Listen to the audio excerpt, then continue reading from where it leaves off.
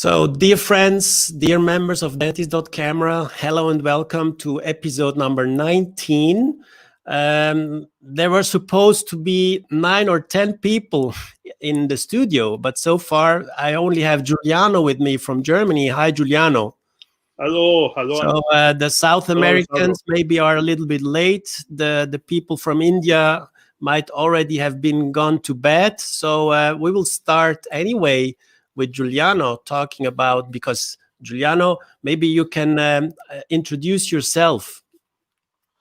Hello, my name is Giuliano Moustakis.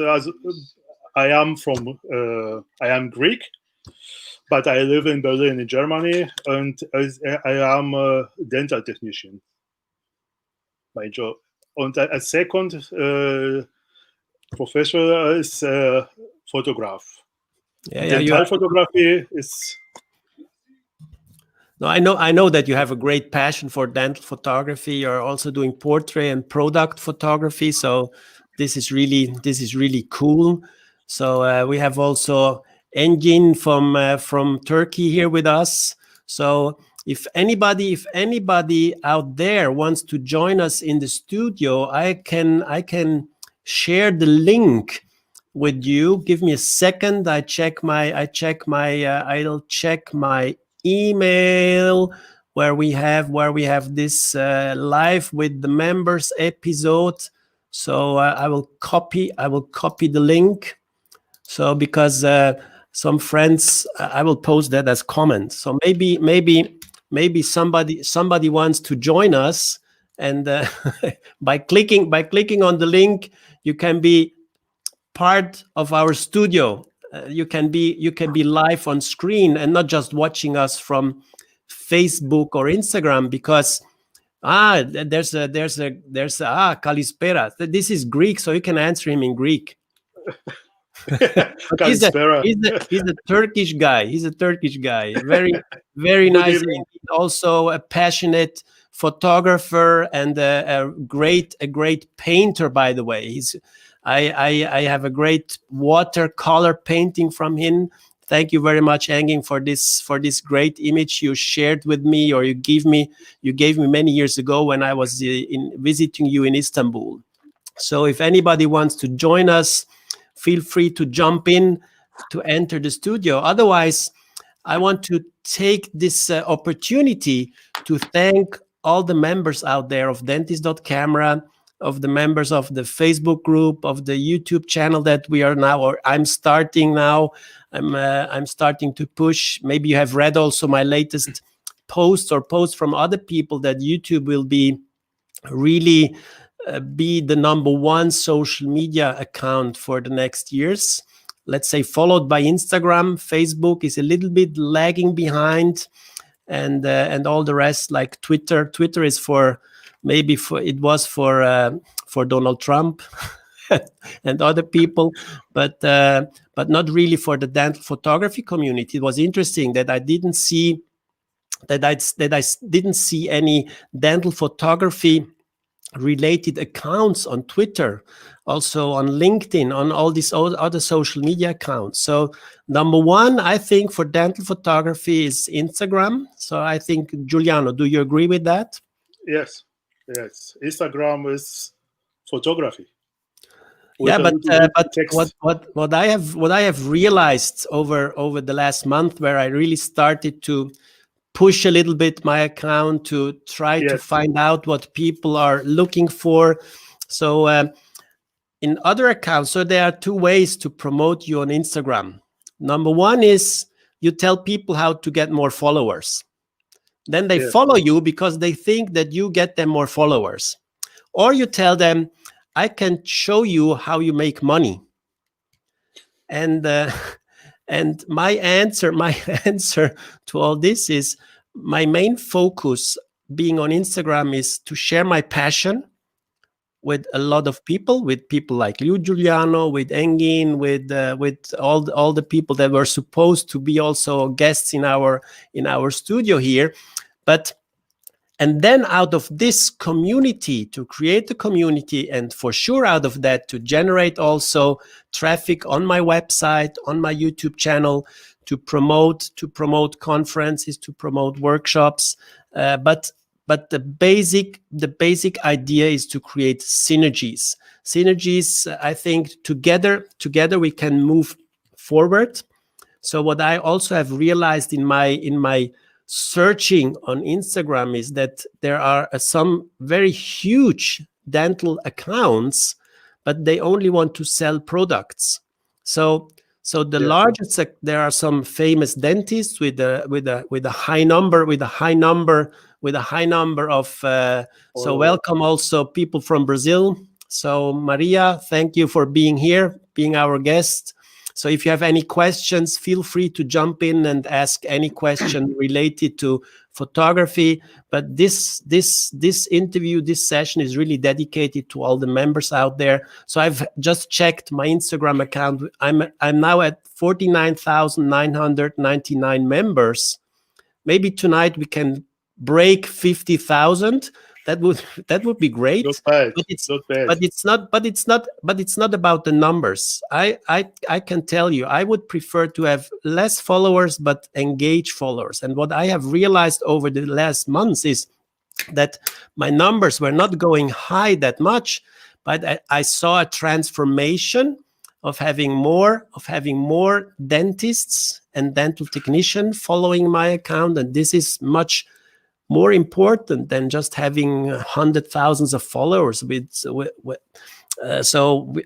I would expect a little bit more interaction that I see in other accounts, and that I don't see that much in, not only in Dentist Camera, but also in other dental photography related accounts.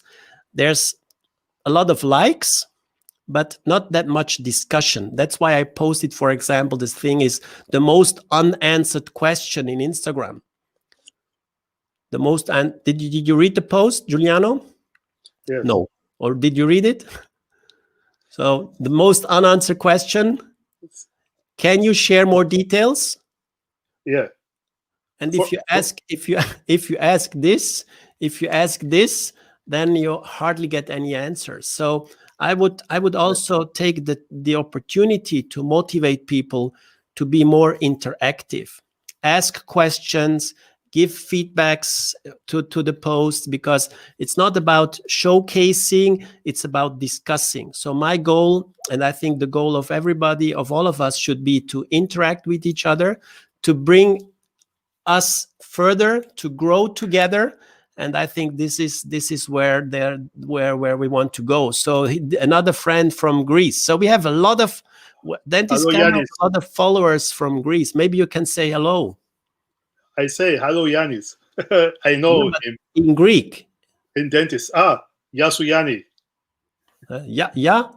Yasu. Okay.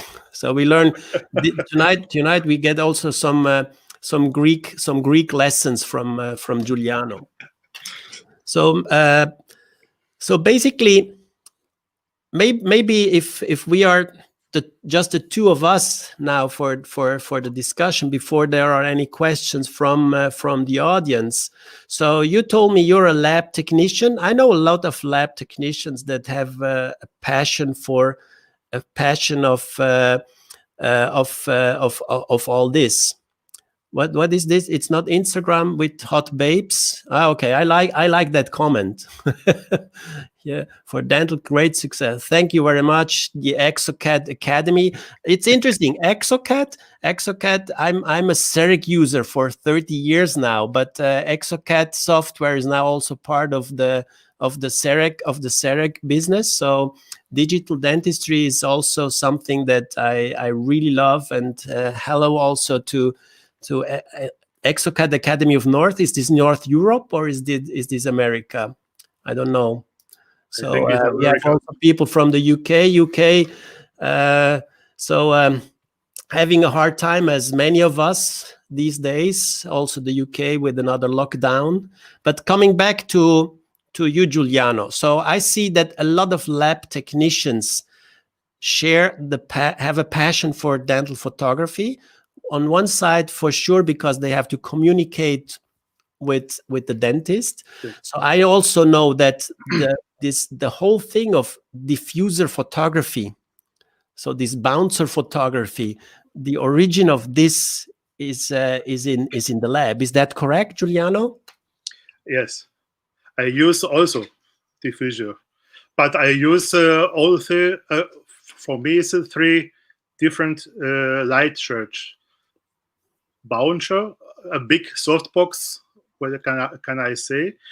Of course, the work or the lab work is perfect. It's perfect. You see every time this is all the glosses, all the surface is perfect. But sometimes I say every time in my workshops, you can show a middle quality work, like a real good photography. They see after perfect. Sometimes I see a perfect prosthetic work, but it's not so good to photography, like a photography. I don't know why, but sometimes it's a little bit yeah. No, I know what you want to As, say, but basically, it's interesting. It's really interesting that coming from trying to showcase your work, showcasing crowns on plaster models, which is not easy. So I think from this was then the origin of trying out new things and not just using the gear, the equipment the dentist is using for taking pictures of intraoral images of teeth. Because if you just take this one-to-one in the lab and try to show the dentist also your lab work, this will fail. So you know that then you work with these soft boxes and all this equipment. So what about these tables? Are you also using the tables like the one that Joe Werner has developed? I use also a table, but I have not now. It's for me important is the background. It depends white or black. It's no, I don't use other colors. Also, I have my background. That is important because I must isolate the background, and I saw only my case. The point of my view is the case. That's why I use not like from Joe Werner table, because it's also a perfect table for dental technician, I said. But it's only I use this one because I want to show only my work, but with different light angle, with different two lights, one light, because I want to show my color. I use two lights or something else. I want to show the surface from morphology from teeth. I use one light because I want this contrast, light and shadows. We must to understand the light. That is important from my side. Absolutely. And of course, I photograph with softbox in my lab. But if I have a patient in my lab, so for example, and I want to photograph the teeth with color matching, I don't use softbox. I use the lateral blitz from IKEA or from Canon or from Nikon. It's not a matter. It's important. No, because we don't use.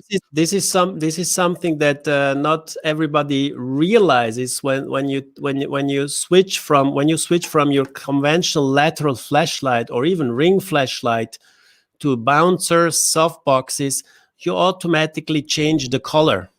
So and I seldom see people correcting the colors when they switch to softbox photography. So then we go from the natural look to a different look, and they stay in this new colors, so that do not really reproduce nature. So I think the artistic, this is then the artistic part of communication, or Yes. of how to take pictures of teeth, which does not represent reality. And I always argue a little bit, it looks nice, but it's not how you see your patient and the teeth of your patient. So you have to be aware of that.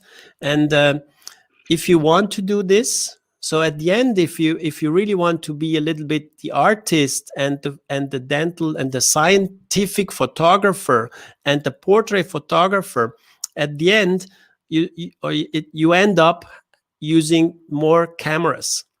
So, for example, in my office, we have one camera mounted on a tripod with the flash, with bouncers, with reflectors for the portrait photography, and then we have the intraoral setup with the two flashes mounted on the old bracket to simulate lateral flash or ring flash, depending on what I want to have on my image. If I have to go inside the mouth, or have a look from outside. And sometimes I also use bouncers, reflectors, to get an additional view. Or I also use the Panos is listening us. I also use the polarize and the fluorize to get an even another view of the substrate. So, and these are, it's important to know that these are different views under different light conditions, and they don't look the same. So you can color calibrate all these images, like Javier Tapia has shown, that you can use gray cards and then color correct all of them. But at the end, you need to know which of these settings or of these setups reflects the most what you want to reproduce. And for me, the setup I use is then using the two lateral flashes, and I have calibrated this system to be the most accurate one. And it's interesting, there's one question I always get asked. So people send me a picture from any intraoral situation, and they ask me, do you think the colors are correct? And then I tell people, look, if you want to calibrate your camera, then follow the basic settings you find all over the place. And then you have the patient in front of you. Take a picture of the patient, look at the monitor of your camera, and then just move away the camera and look at the patient.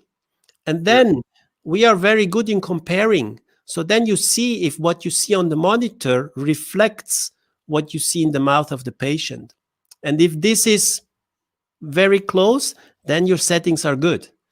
And for me, this question is always like, if I send you a picture of, and especially if you are taking pictures of gingiva, one of the most common errors made in dental photography is that people try to have always the same color on the gingiva.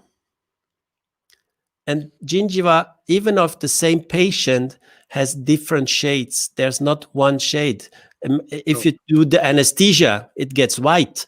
If in the morning there's more blood circulation, it gets darker. So it's the same patient can take 20 pictures, and you have let's say in the worst case, you have 20 different gingiva shades. The only thing that stays the same if the teeth are not dried out is the tooth. So the second thing, as an advice for our members and for everybody out there, is if I check the white balance setting, I take the picture and I compare the tooth with the tooth in the patient. Is the tooth on my image more yellow or more bluish? And then you can adapt the white balance accordingly. So this is one of the things that I think is very important in how to set up your camera, and so Giuliano, I'm just I think talking too much, but it's okay. It's okay. I think it's a complicated for the complex from the dental photography is color matching, the color choosing. It's difficult and complicated, but when you said it's you must use the technology, the technique, but you must use your eyes also. Together, we can make it a perfect results. I have also sometimes from from dentists, for example, they said me, you can the color you see from photo the color. I said no, I don't. I cannot see which color is this. It's from A1 to A4. It could be, but I don't understand sometimes if you said it's not easy. no, but what the human vision is good is comparing. So we are good in comparing two things. So this one and this one, so we can compare two things and relatively easily judge, is it lighter, is it darker? So what I want to focus on is don't think too much about color reproduction in your everyday photography. I'm not talking about the ELAB protocol we have discussed several times, um, where we need calibrated workflows to communicate, because then we are like communicating numbers. But if I take a picture of a patient and I take a picture of the same patient 1 week later, 1 month later, 1 year later, I want to be able to follow the treatment, and the images should look the same. So one thing I started dental photography in the analog days, so I have still slides in my office. Sometimes I look at them, and we had standards at that time. So dental photography with slides was more standardized than it's today, because everybody was using more or less the same equipment, more or less the same film. There was some differences depending on what laboratory developed, what studio developed your films, but that's why you always brought your films to the same studio to get the consistent results also in your slides. So I really want to emphasize, and this is something that I cannot repeat enough, that we really have to watch out for standards in dental photography. And we discussed also several times. That's a good question that I have to answer. So how do you calibrate your camera screen? The camera screens are calibrated by the company. So you have to trust into the camera monitor being adapted to the profile of the camera. So, and the latest generation of camera monitors, they are very reliable. You have to watch out for only two things. Thing number one, the image on the monitor is always lighter than the real image when you transfer it to the computer, because these monitors are backlit. They have backlight illumination, and they have to produce a lighter image that you see it also outdoors. And the reality is then, if your image on the camera monitor looks a little bit overexposed, then you have the good exposure. But this is also something, when I buy a new camera, the first thing is then I turn my camera to RAW. Then I take pictures. Then I transfer the pictures to my computer, and I start comparing things. But always with the patient also. The most important thing is, if you calibrate your camera, you should have the object with you that you need to compare. So basically, the whole process, without using technology, without using monitor calibration, gray cards, whatever, I think the simplified process of all this is keep your patient with you, take some shots of the patient, go to the computer, watch, first look at the monitor of your camera. And if you think, wow, this looks good, then you transfer it to the computer, watch if it looks good there. There's a huge difference between Macintosh and PC. And at the end, I have to be honest, I trust the most my camera monitor. In all the monitors, if you're not using a really expensive graphic monitor that can be calibrated, and then you have to calibrate it every week. Yes. And this is then we are talking about really calibrate the monitor, but then we are talking about expensive monitors that are also worth to be calibrated, because otherwise it doesn't make sense to really calibrate cheap monitors. And that's why my advice is to rely on firsthand on the monitor of your camera. And in the latest generations of cameras, these monitors are really good. They have a high contrast ratio. They have a very good color reproduction. And if you follow this sequence of keep your patient with you, take pictures, watch them on your camera monitor, compare it with your patient, transfer it to computer, and watch out a little bit how the color shift on your monitor is. So this is Jan Schünemann is also an expert in photography, and a good a colleague of you, Giuliano. Is that correct? Yeah.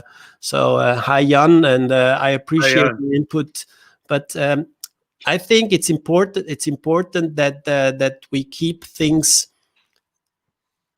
easy, because the other hand, like the discussion we had with Peter Hurley, the $5,000 lights, they are great, and the results of these headshots is fantastic. But who as a dentist spends so much money for a photo equipment?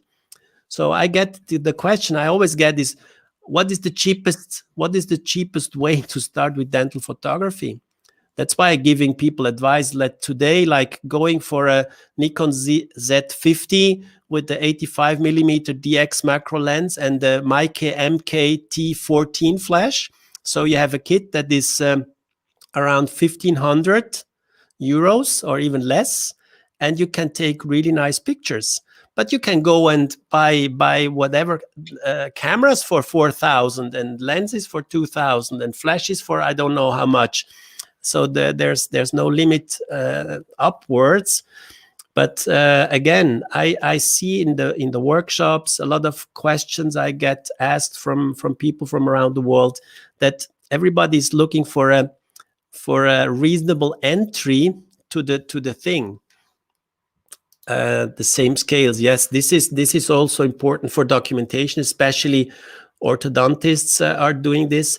That's why, for example, also for our portrait photography, we have a setup where the distances stay the same. So the camera is mounted on a tripod, the patient is sitting more or less in the same distance. Sometimes if you have, today I had really a huge guy, ice hockey player on the chair, and I had to move back with the camera because he was like filling the frame, So sometimes, but then you have to stay and keep the distance with the subjects. And this is why macro lenses offer, and this is also a good comment, Jan, macro lenses offer this magnification ratio scale.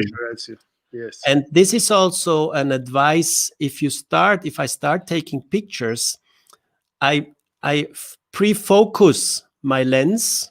So knowing that I want to do a 1-to-1, then you just go to 1-to-1, and then you just move with your camera. I'm not turning anything on my lens. The final focusing is always performed with moving forward and back in front of the patient. So do you agree, Giuliano? You have the same results also today and after 6 months, if you want to controlling or documentation before and after, because sometimes this is not only 1 week or 2 weeks for 2 veneers. Sometimes we need a lot of time. That's why we have the same magnification ratio, 1:1 or 1:3 or 1:10 from portrait, full portrait, or like this. You have every time the same results, or you can also two pictures before, after, but you concentrate in the important things, the teeth, or before it was small or longer, or like this. You can see the difference. Yeah, that's Jan. This is Yes. Wolfgang Bengel. So I always recommend, Yeah. and if anybody out there, there's this. First of all, his book is still great. His book is still one of the best photography books out there. Because yeah, exactly. This is a great book, and also his article back from 1985. So I always, and I cannot repeat enough, this is for me the basic of standards in dental photography is the article written by Wolfgang Bengel back in 1985. And if anybody out there wants, this is 35 years ago, in 1985, we're talking almost 36 years ago, he wrote this article. And I always try, and we are trying to adapt what he documented, what he has set up. And it was not only him doing this, but he was one of the first really collecting it for dental photography and writing it also down, because this is also something important, that you write things down that people can read or have a reference, and not just playing around. So you can say, look, there we have the source to see this. And I really heavily recommend, and feel free to send me a direct message, and I will send you this article from 1985. And you will see, if you just follow these rules and just use your digital camera instead of the analog cameras of that days, you get consistent results, and you get some really tips and tricks out of that article that you would never expect after 36 years that you would get yes. Yeah. And I'm really happy that I met Wolfgang Bengel, that he was also a member of the Neue Gruppe, this small group from Germany, and we had the chance also to do some workshops together. And I want to say I was really proud to learn from him, because I learned a lot from him. And he was always a person who shared his knowledge. So he was not a selfish guy. He was a really great guy, and brought dental photography a lot further. And again, this is correct, Jan. We have the scientific photography, and we have the artistic photography. And what I have realized also in this group, if you look at the members of Dentist.camera and other communities, we have these huge cultural differences. So maybe, Giuliano, you're from Greece. You're not the Central European. I'm a mix from Sardinia and Bavaria, so I'm half Italian and half German. That's why I live in Switzerland. And but the scientific photography is something that you find more in Europe, in Germany, in Switzerland, and in these countries. And the more you go to South America and East Europe, the more you see artistic photography being more important in communication, and also in all this. So hello to Cyprus. So we have really, Giuliano, you've seemed to attract a lot of people from South Europe. Southeast Europe. From South Europe. But do you agree with that you also have this feeling that we see more artistic photography in these countries? Yes. Like Latin America, you said, it's okay. It's both included in the dental photography for me. I don't say one is science is important, on the other it's okay, no, only so. Yes, it's so, but it's apart from dental photography. We must to controlling. That is my opinion. Controlling to documentation or controlling to make show. If you make Yeah. it both, it's for me it's okay. Yeah. So this was a thing Yeah, that I discussed in the beginning. Ego shots, yes, because that brought me to this post. What is my most unanswered question? So if I see a picture, I ask the colleagues, how did you do this? So can you share more details? What equipment did you use? So we have another friend trying to join from. Hey, Danny. Danny, how are you? Hello, So he's how are uh you? yeah, good. So you're a little bit late. You're a little bit I'm late. having I'm having some issues with the audio. Sorry. No problem, no problem. So Oh, where are you based, Danny? I'm in Costa Rica. Oh, that's great.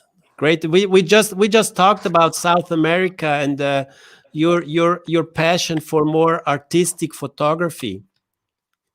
Yeah, usually it's more attractive for the eyes, the artistic than the scientific photography, but it's a is part of dentistry. It must be combined for example for marketing for many stuffs. I think when you start to patient to explain the science or documentation photography, it said, what is that? But if you saw 2 3 pictures with a nice portrait with a nice smile, you say that's it. Exactly. For patients, it is more attractive to see a smile, It's more attractive. Yes. but with a face of a person, instead of just teeth with retracted lips. It's more attractive for patients to see a real person with a real smile instead of some instead of the kind of pictures that we used to do every day. Yeah, but then Yeah. Danny, we are talking about this is then more the motivational photography.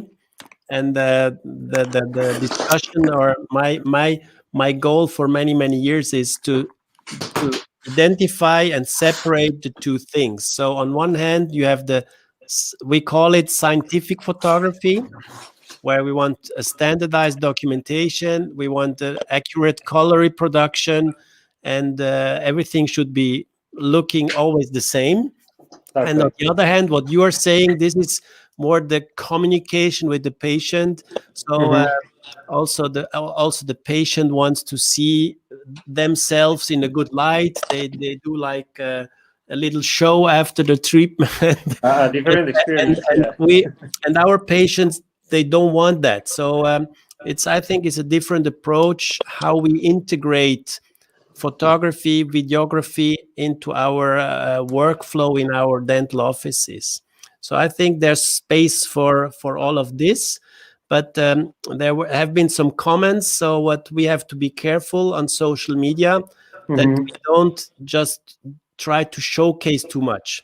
So it should be a mix. So I also like to share nice pictures, but then I would also learn or get the background information. So how did you do this? What was the purpose of doing this? And again, this is something that all of us should work a little bit more, that we Hmm. not just like each other, but that we talk to each other and exchange information. So this brings me further. If I know how this special picture was taken, so I want to learn. So I have passion for not only for dental but for photography. So I want to learn from all of you in this group. So this was a question by Janis. So the future of dental photography, I think the basic of photography is scientific photography. We had this in many other discussions. So we have two ways to look at our patient. We have X-rays, where we look through the patient, and we have pictures to look at the patient. And then we have scanners, where we look a little bit inside and at the patient. So all our imaging tools we have, and dental photography is one of the imaging tools we have, should be used mostly, or in first place, scientifically. In a second place, you can use it as an artistic add-on, playing around if you have the time. So what I see is that a lot of friends from, especially from in the community from South America, they spend a lot of time with their artistic photography. This is not something that you do just in 2 minutes. And so if this is something, I don't know if you get paid for that, or you just do it for fun, or do you think your patient, they want this? So Danny, maybe you can give us a comment on that. Well, for answering Jenny's question, I think, as you said, scientific is more important, but we need to balance and have some some balance between both of them. It's important to have the artistic part, but as you already said, it needs more time. You can perform scientific pictures with the patient in the chair. You're making the treatment. You take pictures of it, or before the treatment, the diagnostic pictures. It's the flow of it is faster, but you need to stand the patient for the artistic pictures, play with the lights, and you need to spend more time, and who is going to pay for that time? No, that's why I'm asking you. That's why I'm asking you. I see a lot of. When I started, I loved a lot of artistic pictures. I took my time for working with that, but right now I'm turning it to more scientific, as you said, because for me it's more important the diagnosis and the treatment to show exactly for a communicating material for the lab or for the same patient. The artistic, I still do that. Everybody do it, but in some special cases, for example, when I finish a treatment, I schedule an appointment just for pictures, and I know that I have that available space in my agenda just for the picture of the patient and for having fun with him and giving a different experience with the patient. But for me, as you said, the most important pictures are scientific because it fits with all the issues of dentistry, the treatment, the diagnosis. Artistic is just for having fun and obviously for marketing, but we cannot do that with every patient. Scientific pictures, we can do it with every patient. No, that's correct. So that's why I because there was also the question, young dentists, they are fascinated about this fashion photography that is going around, but this is not reflecting reality. So we have to teach them the basics.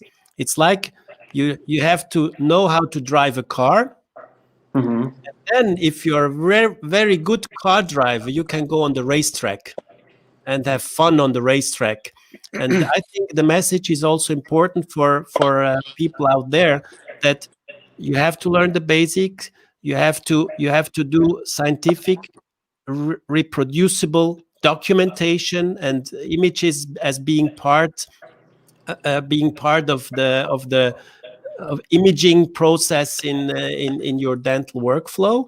And then if you have time, and start getting passion for photography, and not only dental photography. So a lot of people I know that they buy additional lenses, they take their camera at home or buy another camera for doing landscape photography or whatever.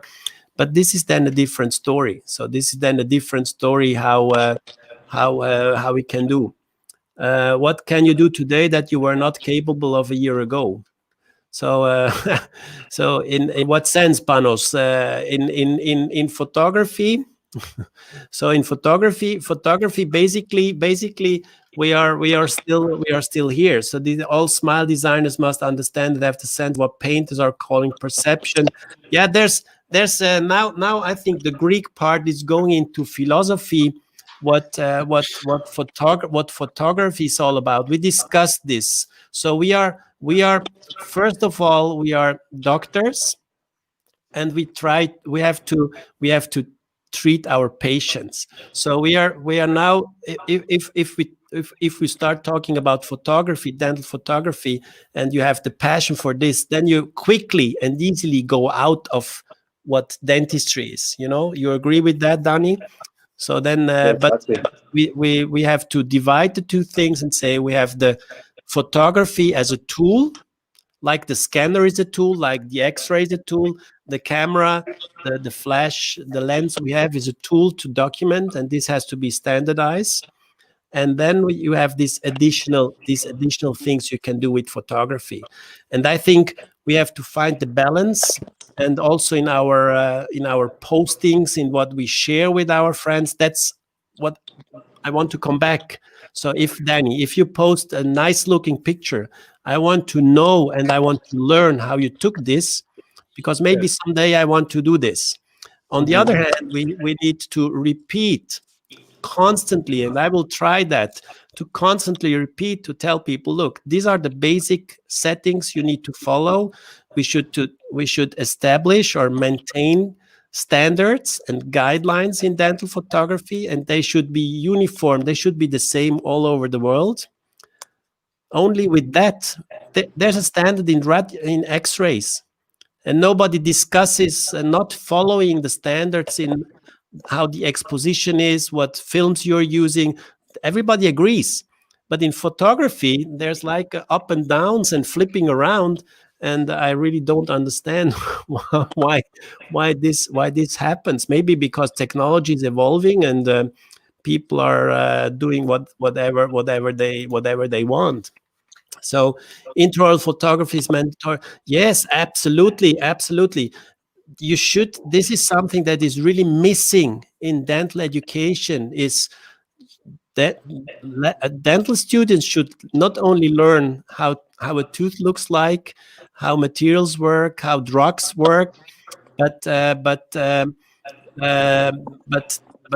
thing is that this dental photography education is missing. And I see that this is always postponed in the postgraduate training to learn. Only the master dentistry, aesthetic dentistry, or master for implantology learning like this. Maybe. So Ayan is referring to my 50% German blood. So maybe, Danny, you missed that. So my father is from Sardinia, so from Italy, and my mother is from Bavaria. And so if you take an Italian and a German and you mix them, you get a Swiss. Okay. So I'm a Swiss, and that's why I really want to again and again focus on that. We have to keep standards, that we have to work on standards. I also told Louis Ardan, the master of mobile photography, also there we need to define standards. Standards in mobile photography are completely missing. There's no standards. So some people are good in that, some people are bad in that, but there's no standard. You cannot tell me this is the equipment to get the same results, the repeatable results as we have with our standard equipment. I can answer before the question, which is the future from photography, dental photography. I can say I can say in 5 years we have only a mobile phone. We take photos. We can scan. We make it all of them with one device. I think only mobile telephone, Yeah, like yeah. a mobile, like. We will see how quickly this development is. And Yes. I want this is Panos, my one of my JD masters. So he's Panos Javier Sasha, and all this. They inspired me, and they are still inspiring me a lot on dental photography. Panos is my Greek philosopher. So Giuliano, you know how in Greek philosophers are, and Panos, you're really, this is the way. I can only I can only tell you this. So this was then another question. Photos taken by dental assistants. You have to train your stuff. You have to train your stuff. I'm constantly trying to train my stuff to take pictures, and there's some situations where you see it different and you want to capture something that your assistant does not see, for example in a documentation of a treatment, then I take the picture myself. But the portrait photography, a lot of standard images are taken by my assistants, and you have to teach your assistants. It's really trial and error. You have to show them, and then practice. Photography is all about practicing. Danny, I think you agree on that as well. Yeah, I do. I do. Practice. Exactly. It's very, very important because the dental assistant is part of the team of the clinic, and she or he must know what we are doing. If we're working with photography with every patient, they must be there helping us, not only holding their retractors, but maybe taking the pictures to know the flow, to know why we're taking pictures, and they may help us in some picture, for example, portrait pictures. Why not? Or the first pictures for the diagnosis, maybe the extraoral pictures, they can help us with that. It's a team. We must involve them in what we do. Absolutely. So a colleague from France, we are lacking mentors, so we search mentors. So join our community. You have a lot of people, of like-minded people in dentist camera and other dental photography communities to exchange. But again, I really want to motivate more of you to share more of your background information, and not just show your images and hope that as many colleagues or friends out there give you a like. I would try to get more discussion, more exchange of information. This is really important. And yeah, we had discussed this about mobile photography. I think mobile photography is in the beginning. It's getting better and better, but it will take a while, because the mobile or the smartphones are not basically made for macro photography or for dental macro photography. Smartphones are made for taking pictures Selfies. of family, The party, rest pictures. The rest. the rest. Yes, they're great. They're absolutely great to take videos. You can be terribly creative with your mobile phone, but for dental photography, all people that are really involved in mobile photography, I always try to push them to try to establish standards in the near future for this kind of photography. Some important thing about mobile photography is that may be the first camera that we have. Instead of having the DSLR, we have already in our pockets a smartphone, so we can use it and we can begin with dental photography with the thing that we have, that it is the smartphone.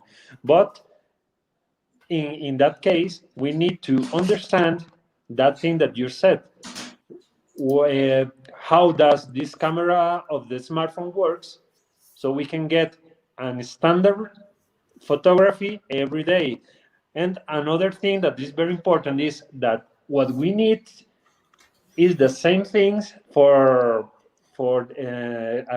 DSLR camera, because for taking mobile photography we need retractors, mirrors, contrastors, and if we learn to use them in the right way, when we get the DSLR camera or the mirrorless camera, we already know how the standard of photography. We are now understanding how is working a real camera, but it's a good way to start in dental photography. Yeah, this is then the question: how can we get this standardization with so many systems? So this is also one of the issues. So I think to get a little bit closer to photography, you can use, or you can try using your smartphone. But if you want to start serious standardized photography, today you have to go for mirrorless or DSLR camera with the macro lens and the appropriate flash. So okay, so I think we have pretty much done. I just want to show you a short clip for the, I don't know if you who participated in our Me and My Camera challenge. So I just want to say thank you to all who participated so far, and let's just watch this short video.